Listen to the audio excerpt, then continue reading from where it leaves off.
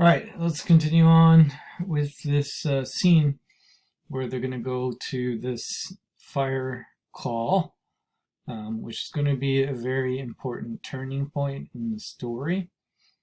And remember our connections with historical revisionism, Montag questioning things, firemen being brainwashed, and the connection between England and the US, and freedom of speech being a big reason also why the people who originally left England and went to America, Puritans and some of the other colonizers left England because of issues of free speech as well. So there's going to all be connections on these topics in this incident.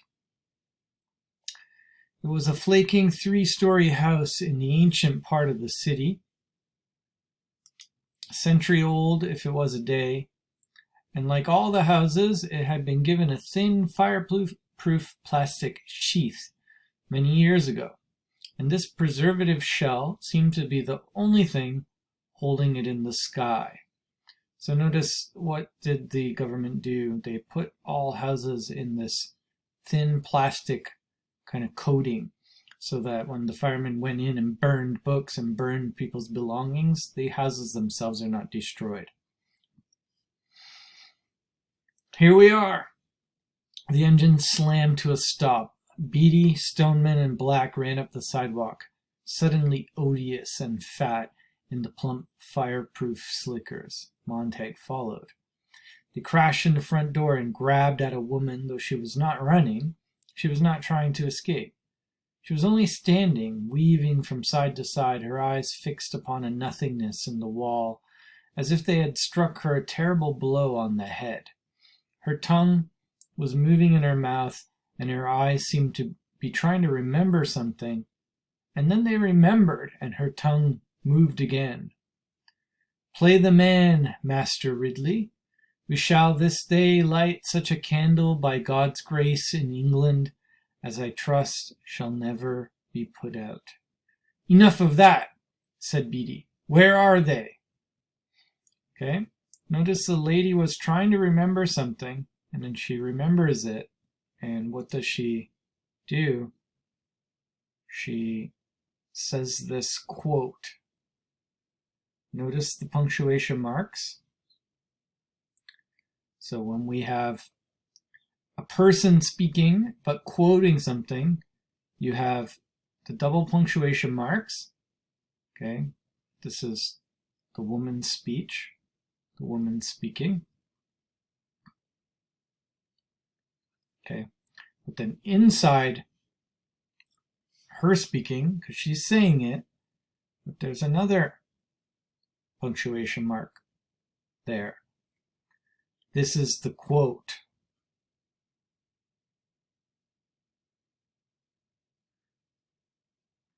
Okay, so it's quote and then end. Okay, so what does she quote? Actually, she quotes this whole thing that she was trying to remember. She was trying to remember this quote. This quote is an allusion and a historical reference.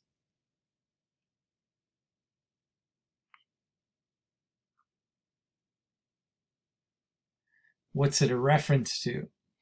Well, there's some clues here. You can't know an allusion unless you have some historical knowledge, but there's some people mentioned here, Master Ridley, and a place mentioned in which is England. And Beatty says, "Enough of that." Like, he knows what she's saying. "Where are they?" So he's looking for the books. Okay, but what's this quote? What's this historical allusion all about? Well, it's a famous story about religious persecution and free speech.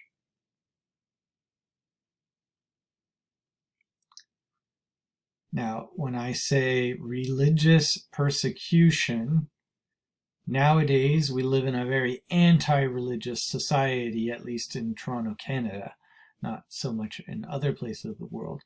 I don't mean religious people persecuting others. It means people being persecuted because of their religion. And in this case, it was in England during the 15 and 1600s, so 1500s and 1600s. And there were two people here, Hugh Latimer and Nicholas Ridley. They were burned. So they were burned alive.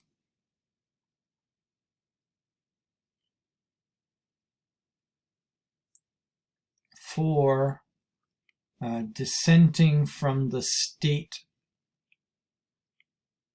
church, basically, from the Church of England. And they weren't allowed to have their own church and their own separate kind of version of Christianity, like a different belief about some key things in Christianity. Well, the state church said, no, you're not allowed to do that, and they believed, according to their conscience, that they couldn't agree with the state church. And they were willing to die for their beliefs and for their freedom. So they were actually burned at the stake alive.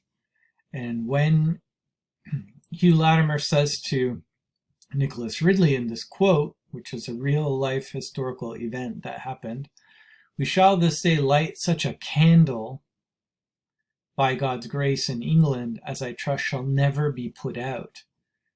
What candle? He's talking about their bodies here, because they are about to be burned alive. Okay? But the candle, that flame, okay, coming from the candle, I guess that's a flame of some sort.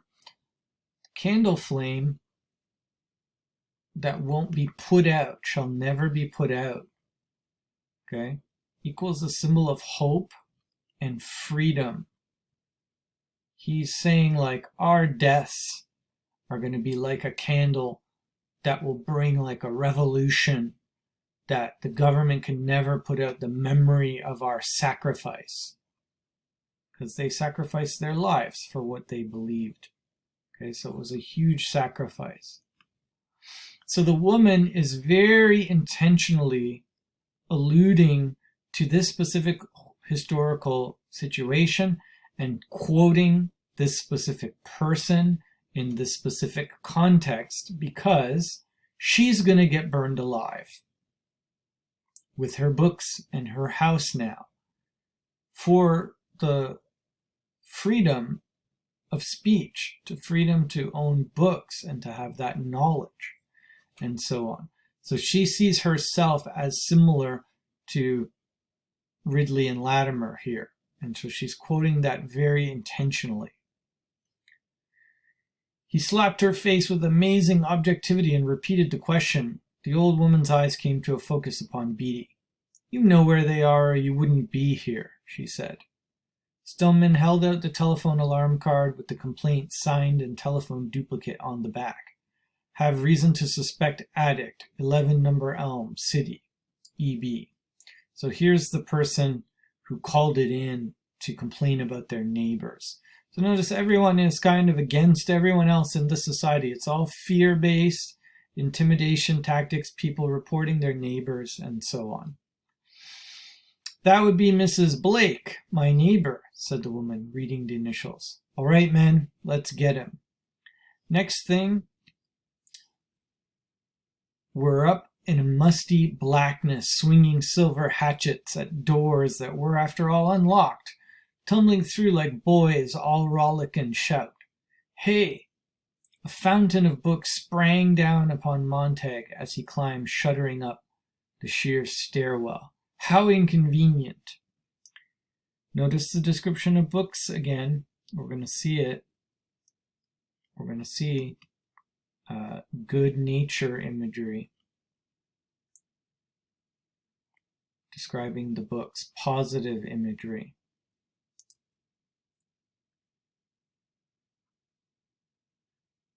In this case, it's a fountain. Well, fountain provides water, stores water, provides refreshment. So a fountain of what? Books sprang down. Okay, notice the personification of books. They sprang down. Always before, it had been like snuffing a candle. The police went first and adhesive taped the victim's mouth and bandaged him off into their glittering beetle cars. So when you arrived, you found an empty house. You weren't hurting anyone. You were hurting only things. And since things couldn't really be hurt, since things felt nothing, and things don't scream or whimper, as this woman might begin to scream and cry out, there was nothing to tease your conscience later. You were simply cleaning up, janitorial work, essentially. Everything to its proper place. Quick with the kerosene, who's got a match? But now, tonight, something had slipped. This woman was spoiling the ritual. The men were making too much noise, laughing, joking to cover her terrible, accusing silence below. She made the empty rooms roar with accusation and shake down a fine dust of guilt that was sucked in their nostrils as they plunged about. It was neither cricket nor correct. Montag felt an immense irritation. She shouldn't be here on top of everything. So notice Montag's guilt and conscience is starting to really bother him, especially because the lady's still there. It's not an easy job. Books bombarded his shoulders, his arms, his upturned face. A book alighted, almost obediently, like a white pigeon in his hands, wings fluttering. So notice the bird imagery with books again. And in this case, the white pigeon, it's not a black raven, it's a white pigeon. So it's a very positive bird image. In the dim, wavering light, a page hung open, and it was like a snowy feather. The words delicately printed thereon. In all the rush and fervor, Montag had only an instant to read a line, but it blazed in his mind for the next minute as if stamped there with fiery steel. Time has fallen asleep in the afternoon sunshine. He dropped the book. Immediately, another fell into his arms. Montag, up here! Montag's hand closed like a mouth, crushed the book with wild devotion, with an insanity of mindlessness to his chest. The men above were hurling shovelfuls of magazines into the dusty air. They fell like slaughtered birds, and the woman stood below like a small girl among the bodies. Montag had done nothing. His hand had done it all. His hand, with a brain of its own, with a conscience and a curiosity in each trembling figure, had turned thief. Now it plunged the book back under his arm, pressed it tight to sweating armpit, rushed out empty with a magician's flourish. Look here, innocent, look! He gazed, shaken at that white hand. He held it way out, as if it were far-sighted. He held it close, as if he were blind. What did he do? Well, he stole a book just now. Montag! He jerked about. Don't stand there, idiot! The books lay like great mounds of fishes, left to dry. Again, nature imagery. The men danced and slipped and fell over them. Titles glittered their golden eyes, falling, gone. Kerosene! They pumped the cold fluid from numbered 451 tanks strapped to their shoulders. They coated each book. They pumped rooms full of it. They hurried downstairs. Montag staggered after them in kerosene fumes. Come on, woman! The woman knelt among the books, touching the drenched leather and cardboard, reading the gilt titles with her finger as well. Her eyes accused Montag. You can't ever have my books. You know the law, said Beatty. Where's your common sense? None of these books agree with each other. They've been locked up here for years in a regular damn Tower of Babel. Snap out of it. The people in those books never lived. Come on. She shook her head.